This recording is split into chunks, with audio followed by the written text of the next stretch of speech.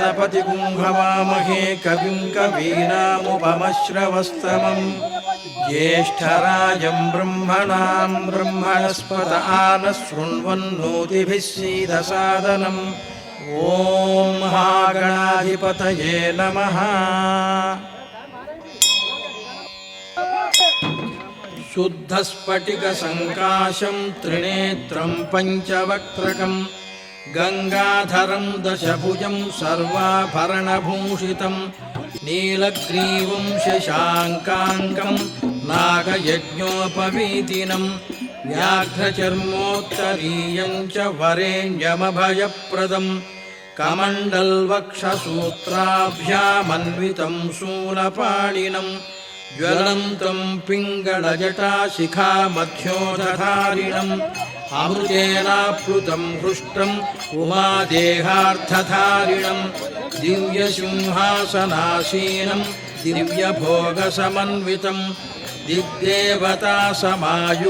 सुरासुरनमस्कृतं नित्यं च शाश्वतं शुद्धं ध्रुवमक्षरमव्ययं सर्वं व्यापिनमीशानं रुद्रं वै विश्वरूपिणम् एवं ध्यात्वा द्विजः सम्यक् ततो यजनमारभेतु। प्रजनने ब्रह्मा तिष्ठतु, पादयोर्विष्णुस्तिष्ठतु, हस्तयोर्हरस्तिष्ठतु, बाह्वोरिन्द्रस्तिष्ठतु, जठरे अग्निस्तिष्ठतु, हृदये शिवस्तिष्ठतु, कंठे वसवस्तिष्ठन्तु, वक्त्रे सरस्वती तिष्ठतु, नासिकयोर्वायुस्तिष्ठतु, नयनयोर्चन्द्रादित्यौ तिष्ठेतां, कर्णयोरश्विनौ तिष्ठेतां, ललाटे रुद्रास्तिष्ठन्तु, मूर्ध्नि आदित्यास्तिष्ठन्तु, शिरसि महादेवस्तिष्ठतु, शिखायां वामदेवस्तिष्ठतु, पृष्ठे पिनाकी तिष्ठतु, पुरतः शूली तिष्ठतु, पार्श्वयोः शिवाशङ्करौ तिष्ठेतां, सर्वतो वायुस्तिष्ठतु, ततो बहिः सर्वतोऽग्निज्वालामाला परिवृतस्तिष्ठतु, सर्वेष्वङ्गेषु सर्वा देवता यथास्थानं तिष्ठन्तु, मां रक्षन्तु। अग्निर्मे वाचि श्रितः वाक्हृदये हृदयं मयि अहममृते अमृतं ब्रह्मणि, वायुर्मे प्राणे श्रितः प्राणो हृदये हृदयं मयि अहममृते अमृतं ब्रह्मणि, सूर्यो मे चक्षुषि श्रितः चक्षुर्हृदये हृदयं मयि अहममृते अमृतं ब्रह्मणि, चन्द्रमा मे मनसि श्रितः मनो हृदये हृदयं मयि अहममृते अमृतं ब्रह्मणि, दिशो मे श्रोत्रे श्रिताः श्रोत्रगं हृदये हृदयं मयि अहममृते अमृतं ब्रह्मणि, आपो मे रेतसि श्रिताः रेतो हृदये हृदयं मयि अहममृते अमृतं ब्रह्मणि,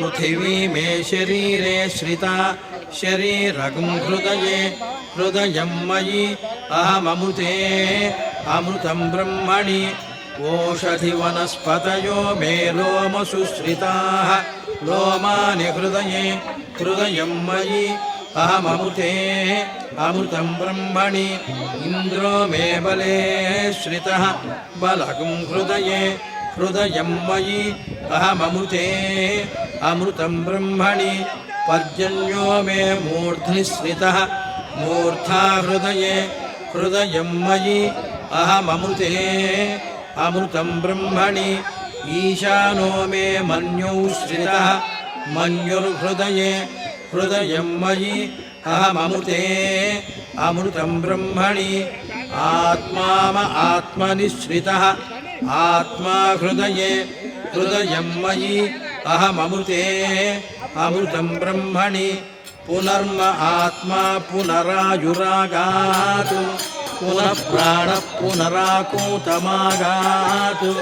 वैश्वानरो रश्मिभिर्वावृधानः अन्तस्तिष्ठत्वमृतस्य गोपाः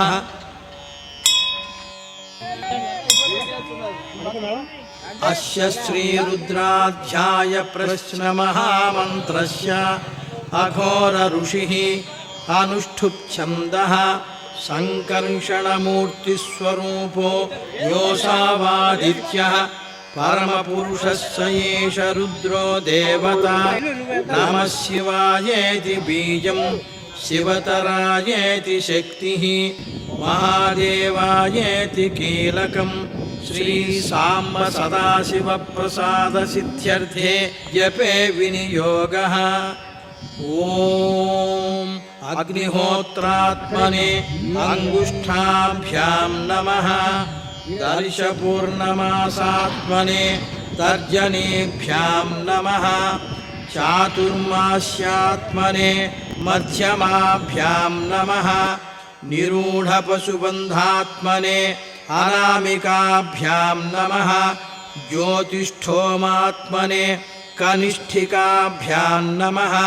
सर्वक्रत्वात्मने करतलकरपृष्ठाभ्यां नमः। अग्निहोत्रात्मने हृदयाय नमः। दर्शपूर्णमासात्मने शिरसे स्वाहा। चातुर्मास्यात्मने शिखायै वषट्। निरूढपशुबन्धात्मने कवचाय हुं। ज्योतिष्ठोमात्मने नेत्रत्रयाय वौषट्।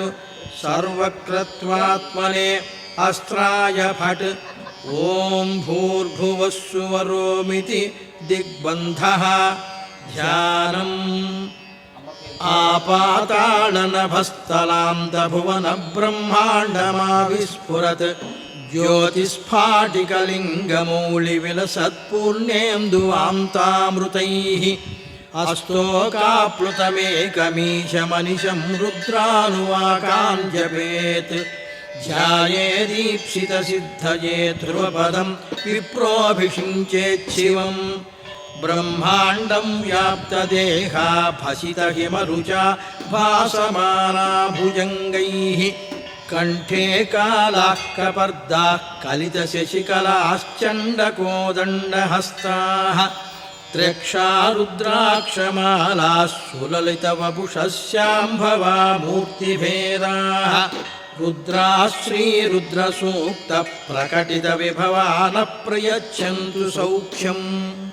शं च मे मयश्च मे प्रियं च मेनुकामश्च मे कामश्च मे सौमरसश्च मे भद्रं च मे श्रेयश्च मे वश्यश्च मे यशश्च मे भगश्च मे द्रविणं च मे यन्ता च मे धर्ता च मे क्षेमश्च मे धृतिश्च मे विश्वं च मे महश्च मे संविच्च मे ज्ञात्रं च मे सूश्च मे प्रसूश्च मे शीरं च मे लयश्च मरुतं च मे मृतं च मे यक्ष्मं च मे नामयच्च मे जीवातुश्च मे दीर्घायुत्वं च मे नमित्रं च मे भयं च मे सुगं च मे शैलं च मे सूषा च मे सुदिनं च मे।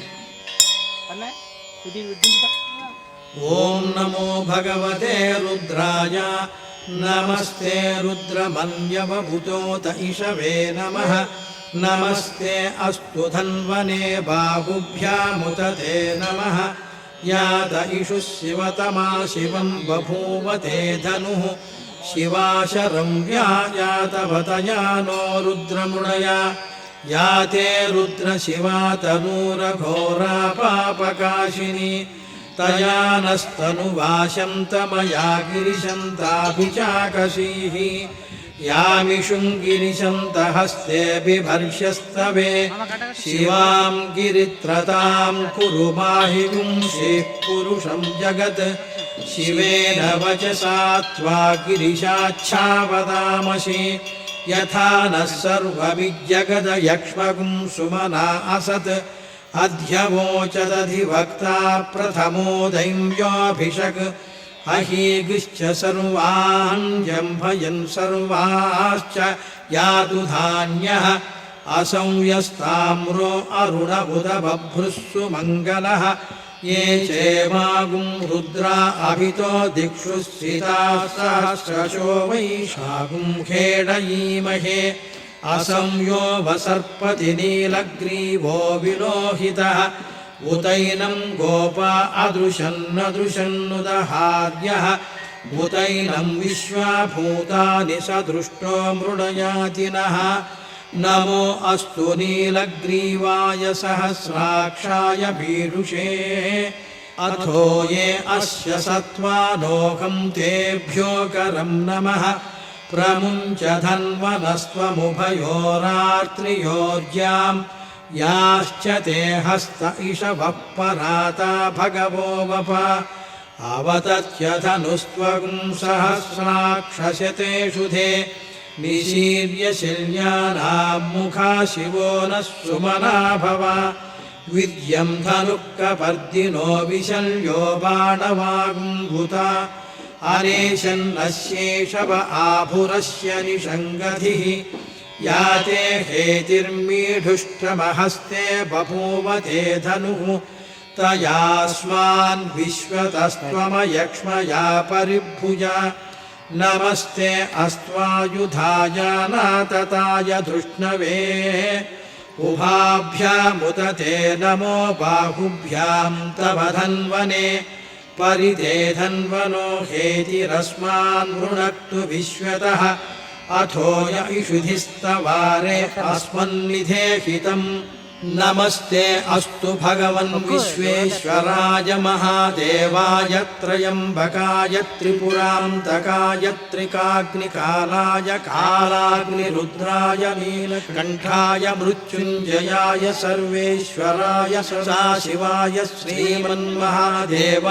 नमः नमो हिरण्यवाहवे सेनान्ये दिशां च पतये नमो नमो वृक्षेभ्यो हरिकेशेभ्यः पशूनां पतये नमो नमः सस्पिञ्जराय त्विषीमते पथीनां पतये नमो नमो बभ्रुषाय व्याधिनेन्नानां पतये नमो नमो हरिकेशायोपवीतिने पुष्टानां पतये नमो नमो भवस्य हेत्यै जगतां पतये नमो नमो रुद्राय तताविने क्षेत्राणां पतये नमो नमः सूताय हंसाय वनानां पतये नमो नमो रोहिताय स्थपतये वृक्षाणां पतये नमो नमो मन्त्रिणे वाणिजाय कक्षाणां पतये नमो नमो भुवन्तये वारिवस्मृताय औषधीनां पतये नमो नमः उच्चैर्घोषाय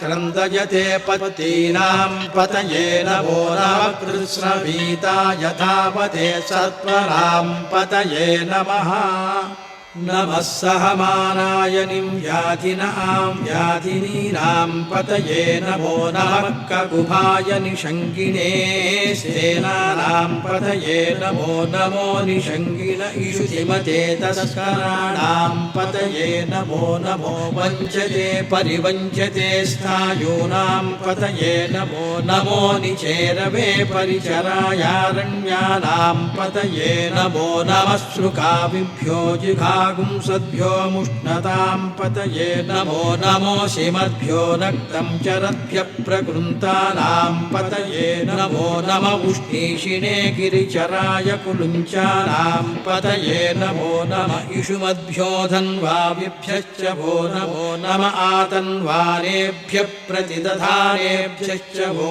नमो नम आयच्छद्भ्यो